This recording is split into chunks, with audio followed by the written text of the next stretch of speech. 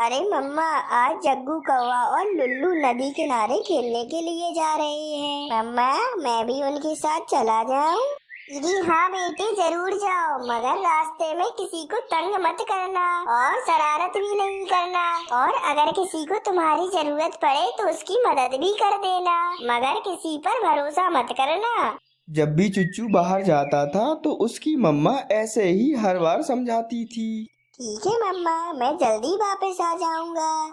फिर क्या था, कुक्कू अपने घर से निकलता है और उन लोगों के पास पहुंच जाता है। अरे कुक्कू, अगर तुम थोड़ी देर और ना आते तो मैं और लुल्लू यहाँ से बस जाने ही वाले थे।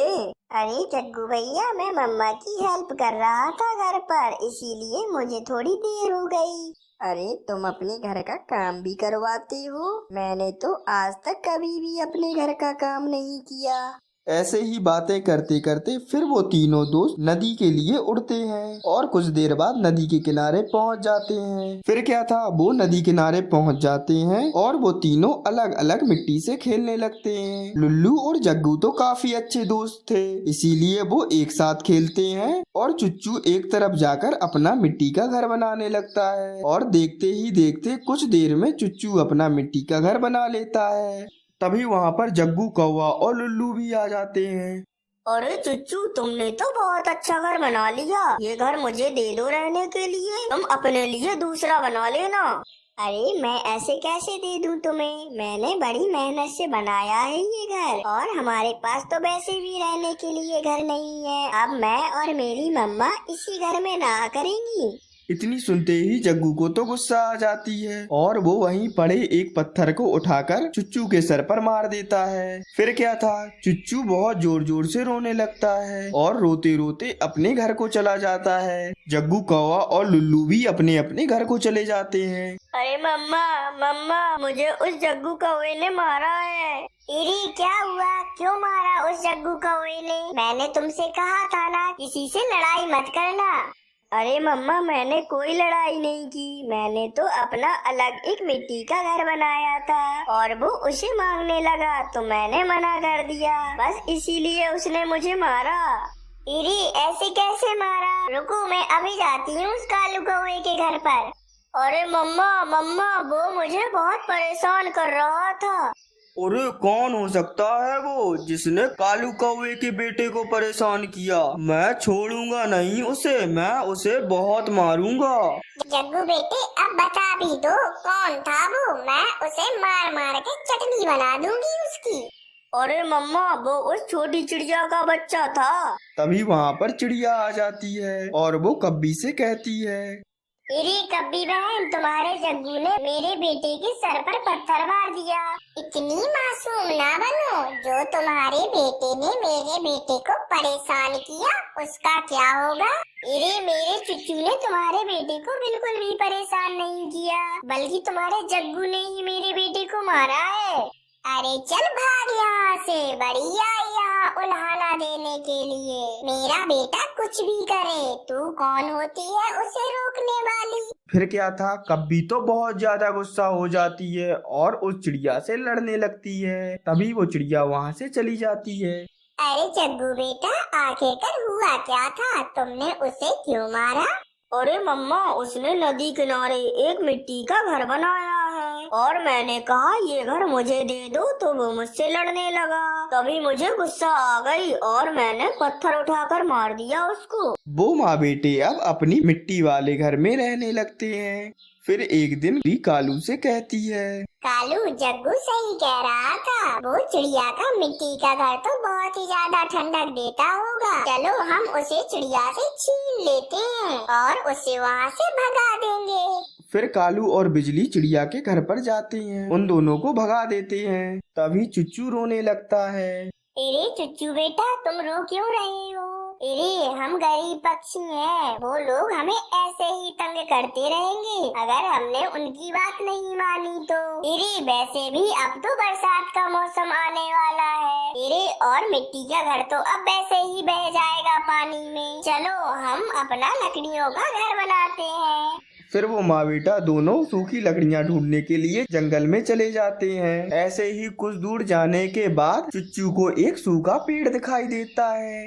अरे मम्मा देखो, वो एक सूखा पेड़ है, चलो हम लोग उसी से लकड़ी काटते हैं अपने घर बनाने के लिए। फिर वो दोनों माँ बेटे उसी पेड़ से लकड़ियाँ काटने लगते हैं और कुछ ही देर में एक गठरी लकड़ियाँ काट लेते हैं। फिर वो वापस अपनी जगह पर लौट आते हैं। फिर वो उन लकड़ियों से अपने लिए एक पेड़ पर एक घर बना लेते हैं। फिर चिड़िया और उसका बेटा लकड़ी के घर में रहने लगते हैं। फिर शाम हो जाती है और आज तो आसमान पर बहुत गहरे बादल भी छाए हुए होते हैं, बारिश भी होने वाली थी। ऐसे ही बातें करते करते वो मीनू चिड़िया और चुच्चू अब सो जाते हैं। फिर आधी रात को तो बहुत तेज बारिश होने लगती है और कौओं का मिट्टी का घर तो अब पानी से टूटकर गिर जाता है और वो दोनों पानी में डूब जाते हैं। तो प्यारे दोस्तों, इस कहानी से हमें प्रेरणा मिलती है कि कभी किसी का बुरा नहीं करना चाहिए। बुरे काम का हमेशा बुरा ही नतीजा होता है। ये कहानी एक बहुत ही बड़े और खूबसूरत से जंगल की है। इस जंगल में सभी प्रकार के पक्षी रहा करते थे। जंगल में मिट्टू महाराज का राज्य चल रहा था, इसलिए जंगल में सब कुछ ठीक ठाक था। लेकिन अभी जंगल में सर्दियों का मौसम चल रहा था। उस सर्दी के मौसम में जंगल के सभी पक्षी एक साथ मिलजुल कर खूब मजे किया करते थे। रोजाना रात को चाय बेचने के लिए एक चील आया करती थी उस जंगल में। जंगल के सभी पक्षी उसी से चाय लेकर एक साथ बैठकर चाय पिया करते थे। एक रात जंगल के सभी पक्षी एक साथ बैठकर चील के आने का इंतजार कर रहे होते हैं। वैसे पक्षियों, क्या आपको नहीं लगता आज इस चील ने यहाँ पर आने में बहुत ज्यादा देर कर दी है? हाँ मीनू चिड़िया, लेकिन वो चील दूसरे जंगल से भी तो होती हुई आती है, क्या पता इसी वजह से आज उसे देर हो गई हो। फिर थोड़ी ही देर में वहाँ पर वो चील चाय लेकर आ जाती है। अरे वाह भाई वाह चील, चलो शुक्र है तुम आ तो गई। हम तो ये सोच रहे थे आज तुम आओगी ही नहीं। अरे नहीं नहीं कबूतर, बस आज मुझे आते हुए थोड़ी देर हो गई है। मैं आती जरूर यहाँ पर। मैं बिल्कुल भी अपने काम से छुट्टी नहीं करती हूँ। छोड़ो चील छोड़ो, सारी बातें छोड़ो, तुम तो जल्दी से हमें चाय पिलाओ। तुम्हारी चाय पीकर तो ठंडी की रात का अलग ही मजा आ जाता है। अरे बात तो बिल्कुल सही कही है मीनू चिड़िया ने। ठंडी का मौसम, ऊपर से चील की चाय, मजा ही आ जाता है। अरे भाई बस बस पक्षियों, आप लोगों ने तो शेर और शायरियाँ ही शुरू कर दी हैं यहाँ पर। अच्छा वैसे पक्षियों, आज मैं आप लोगों को एक बात और भी बताना चाहती हूँ। अरे हाँ चील, बताओ बताओ, क्या बात बतानी है तुम्हें हम सबको? तो पक्षियों, अभी तक तो मैं आप सभी को 10 दानों में चाय दे दिया करती थी, लेकिन अब कल से आप सबको मैं 15 दानों में चाय दूंगी। महंगाई भी तो बढ़ गई है अब। अरे लो भाई चील, अब तुम भी हमें 15 दानों में चाय दोगी? इससे अच्छा हम किसी अच्छी सी जगह पर जाकर चाय ना पी लें। अरे ठीक है पक्षियों, वो सब अब आप लोगों की मर्जी है। आप मुझसे चाय पियो या किसी और के पास जाओ, लेकिन चाय तो आपको अब 15 दानों में ही मिलेगी, क्योंकि अब बहुत ज्यादा महंगाई हो गई है।